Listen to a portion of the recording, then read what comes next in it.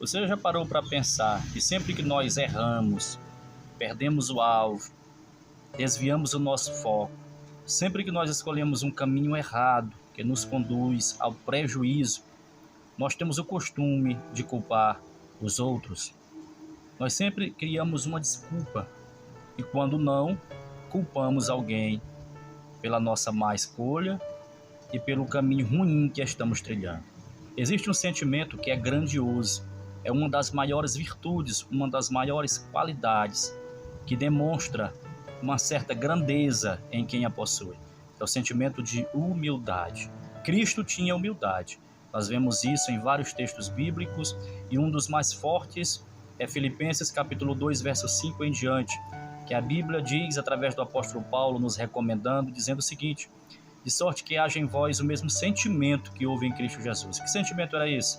De humildade. O texto continua dizendo que mesmo sendo Deus, não teve por usurpação ser igual a Deus, mas aniquilou-se a si mesmo, esvaziou-se a si mesmo, assumindo a forma de servo, de homem, tornando-se semelhante aos homens. Tudo que Cristo fez foi um sinal de grande humildade. Esse é um dentre tantos outros textos das Sagradas Escrituras que mostram, que demonstram, que provam a humildade de Cristo Jesus. E assim como Cristo Jesus, esse sentimento tem que existir em nós, que nos denominamos cristãos, seguidores de Cristo. Só que não é isso que vemos com frequência. O que vemos com frequência é a ausência da humildade.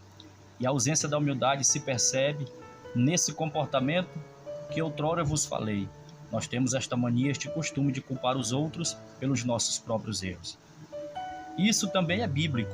Nós vemos quando Adão, em Gênesis 3, versículo 12, culpou a esposa. Ele disse: Senhor, a mulher que tu me deste do fruto para me comer, e eu comi. Nós vemos isso em 1 Samuel 15, quando o primeiro rei de Israel, Saul, culpou o povo por ter poupado o melhor das vacas de Amaleque, o melhor das ovelhas de Amaleque, descumprindo uma ordem de Deus, que era para que tudo fosse destruído. Desde períodos bíblicos já havia este mau costume, já havia falta de humildade na vida de muitos que eram considerados cristãos e exerciam até ministérios separados por Deus. Era um costume que havia em muitos, inclusive em muitos que foram ungidos e separados exclusivamente para a obra de Deus. As pessoas culpavam os outros por algo que era sua própria responsabilidade, por algo que era culpa sua, que foi escolha sua.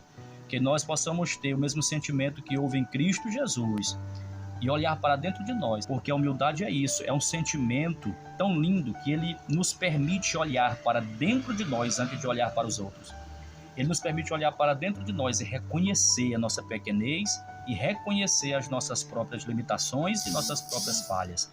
Que nós possamos ter esse mesmo sentimento que houve em Cristo Jesus, que ao invés de culpar os outros, se colocou no lugar do outro, em prol de ajudar, em prol de perdoar, de transformar e de sentir a mesma necessidade que o outro sentia. Isto é importante.